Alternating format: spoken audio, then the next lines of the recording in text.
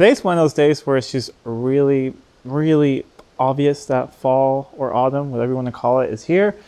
It's quite windy, it's pretty cold, but got the two cars out there, XJ6 and the XJ40 Daimler, because I need some space down here in the storage, because hopefully today all this stuff over here will get put together into one good engine that can go into that VAS type.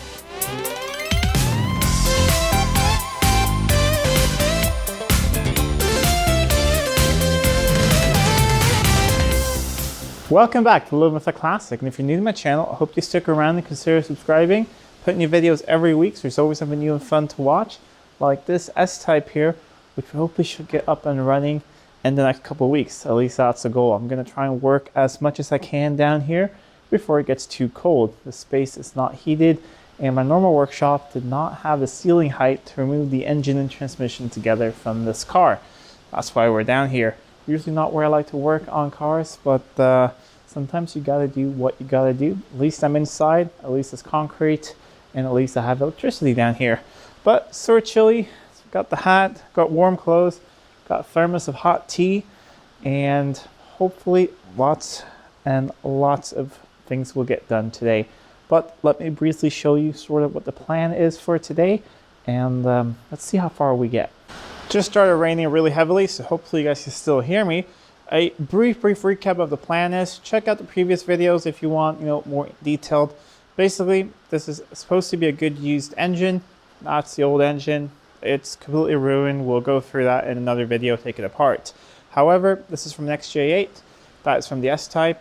Things are different. The sump is different. The cam covers are different. Inlet manifold and exhaust manifolds and a few other things. So all of that was taken off in the previous video.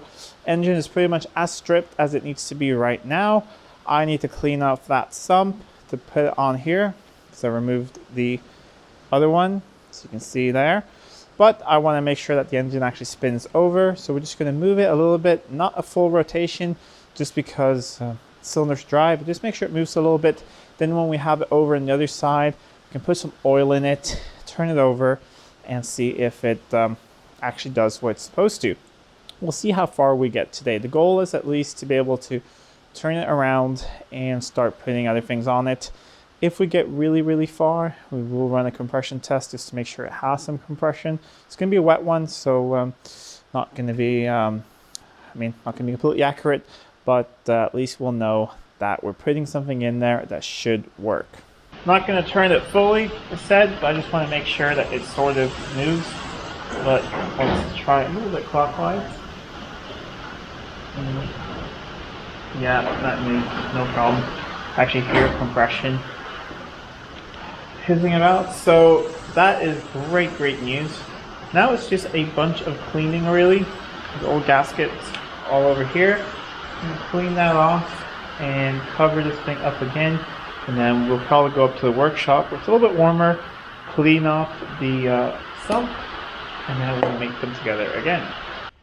As you can see, this thing is pretty filthy. It's not as bad as it looks.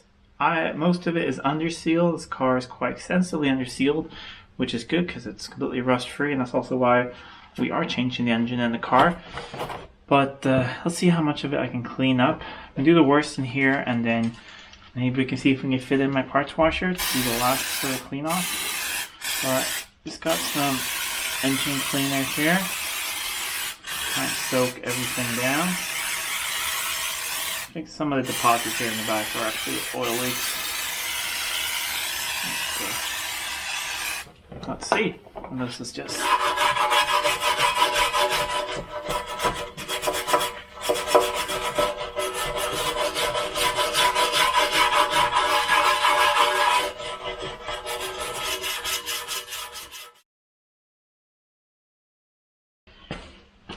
this mostly seems to be under seal. I'm going to try something a little bit stronger. Got some acetone here.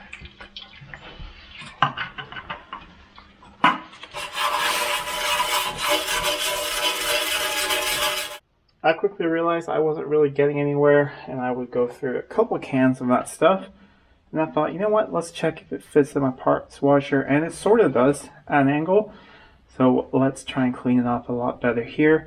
This stuff is really good at getting any dirt and grime off. It's not solvent based. I believe it's some sort of water based thing. It's not flammable, at least. It's really good. Cleans everything off, and then afterwards you just rinse it with some water, and then I'll dry it with compressed air. We should be good to go. Turn on the pump. It's a little bit noisy, but let's see. I'll start by soaking some of it.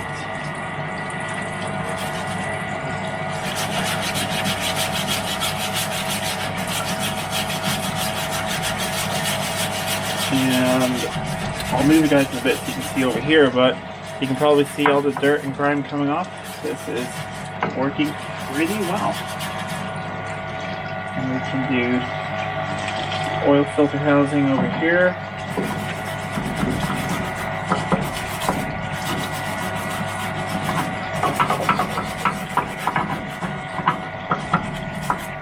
And let's just rinse that.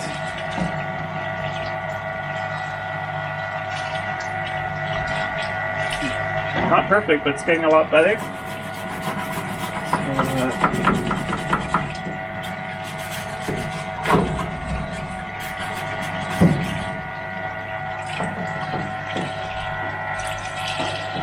So you can see we're actually starting to see the aluminum under here now. That is a huge improvement. But I think I'll give this about an hour or so, probably less. See how patient I have to clean this off, and let's just see how much better it is after that. I've cleaned off this area as well. Got all the old gasket stuff off. I still want to wipe it down once before I fit any new stuff, but I want to do a dry fit, which I think is a good idea. Here is the sump cleaned off, and honestly, it's not much better than I can do at the moment. The rest of the stuff that's on there, it's not oil, it's under seal, and I would need, sandblasting or something to get the rest of that off. But all the main surfaces are nice and clean. Anything that was oil is away. This is just a little bit, a little bit of moisture left, a little bit of water from cleaning it off, but inside is completely dry. So I just want to see that it fits.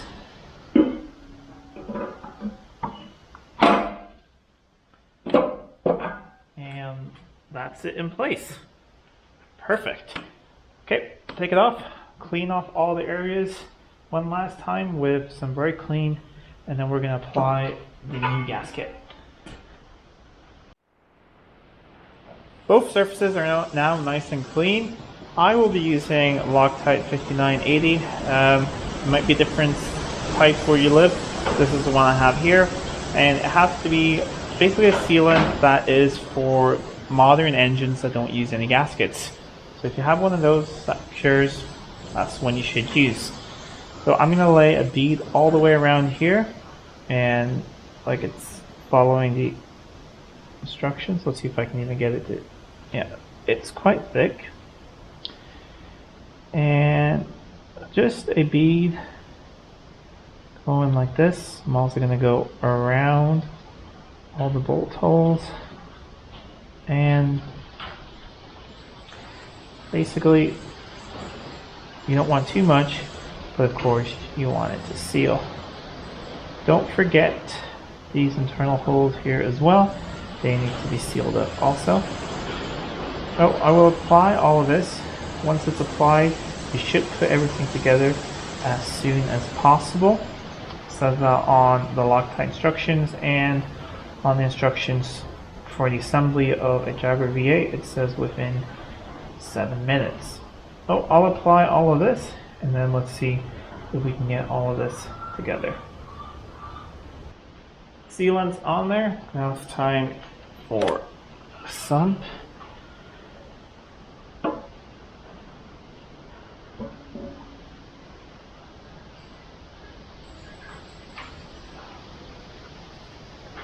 There we go, that's in place. I put a little bit of sealant over here as well in the front place. There is a gasket on there, but I haven't removed it, so I can't replace it. So a little bit of sealant on there should help. Now let's torque this down to, it says between 20 and 22 newton meters. I've set my torque wrench to 22, and I couldn't find the exact for this specific engine, but most of them seems to be a spiral from the middle out. So that's how I'm going to tighten it down. So I'm just going to snug them down first.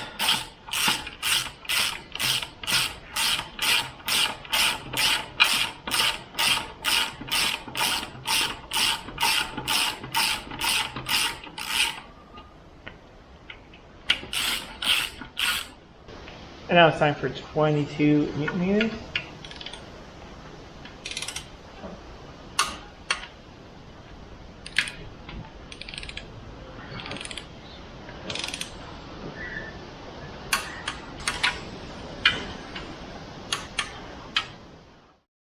That's all in place and torqued down, and I think I used the right amount of sealant because it pretty much looks the same as it did from the factory. Just a little bit out everywhere along the edge, so I think this is going to be just fine.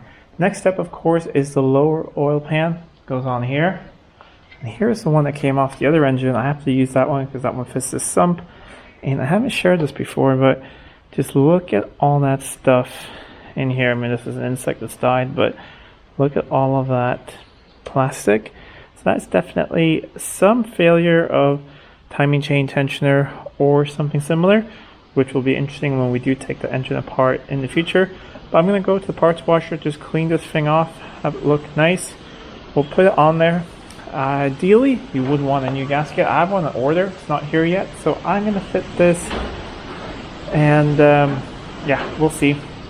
Just to flip the engine over, and then I'll replace that before everything goes in the car, and should be fine. And that's the bottom end of this engine pretty much together. So I'm just gonna let it sit like this for a while, just to have the sealing completely cure. It's not, I mean, it's not too cold for it, but it's not that warm either, so it will take a while. This is on there. I cleaned it off, so it's nice and clean on the inside. Got most of the old under seal off, but there's still some left. And maybe I'll do a better job when I actually replace that gasket. But at least no dirt can get into the engine now, and I'm going to cover it anyways.